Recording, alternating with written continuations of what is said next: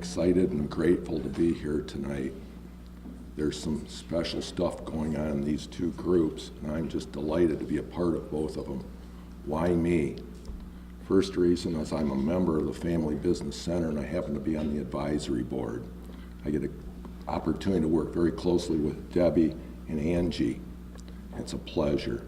Second, I'm an adjunct professor at the university. I call myself with my students a junct provoker. I love it. And why do I love it? I'll talk about that in a minute. And then the third thing is I'm a sponsor of Startup Toledo. How did I get there? I started talking to the different folks at the university that are in the mix, the younger students, and they said, I just asked them, where do you go to get in the mix? And they said, you got to go to Startup Toledo and you got to meet Gene Powell. And that's why I'm here, because I've got my foot in all three camps.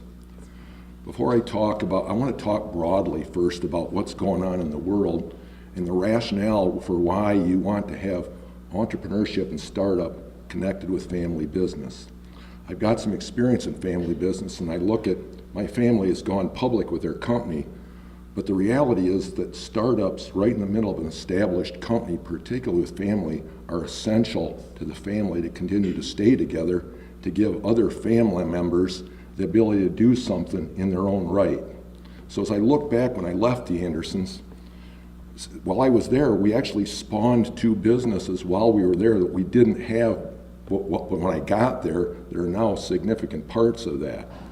And then I've also worked with clients where some of them don't have that and they actually have to go outside to bring in those new genetics to their family through outsiders to create opportunities for the family. And I was just in one today.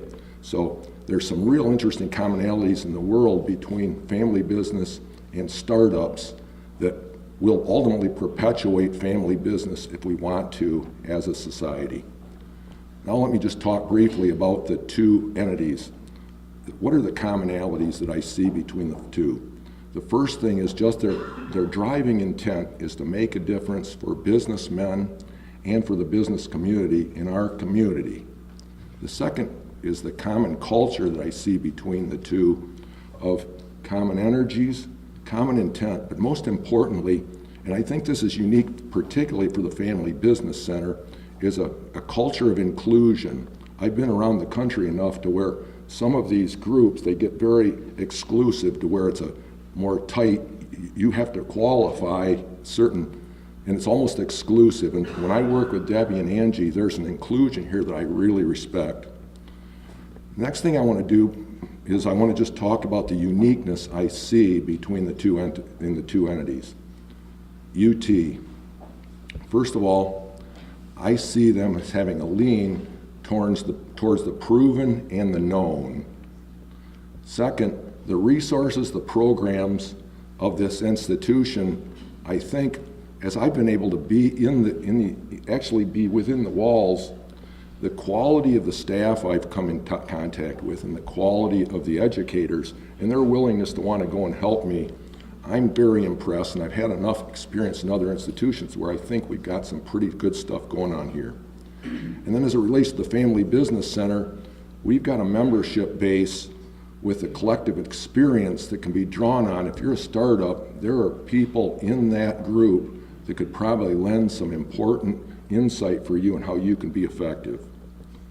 Startups' uniqueness. Well, first of all, I want to just talk for a minute. Well, let me go back. I've already mentioned how unique Debbie and Angie are. Don and Gene, first of all, a unique combination. In that group, there's a lean towards the unproven and the unknown, which I think is a great compliment to what I said about UT. But I also see them as being an underground hub. Gene is almost like a Pied Piper who is going to draw all the folks with pervasive curiosity to him. And what I call them mini conventions. When I go to the startup groups, I just walk around, I talk to different people, and it's like every one of them, I almost feel like I'm in a convention being educated in stuff I knew little about, but when I leave there, I'm usually invigorated, excited, and wondering what are the possibilities if we can really harness all the energy that's in this room. And then the last thing I really love is, I call it a healthy irreverence for structure. Structure is absolutely essential, and these walls are really important right now for education. But every once in a while you got to break down some walls, and when I'm at startup, I feel a healthy irreverence for those structures. So where does that all leave us? I am excited as heck by the bringing together of these two institutions right now, or these spawning. I believe we're right for the spawning of new opportunity between these two if we just keep meeting together. So I'm excited. Thanks a lot. With that, I want to turn it over to Gary, who's going to orient you to what's going on at the university. Gary?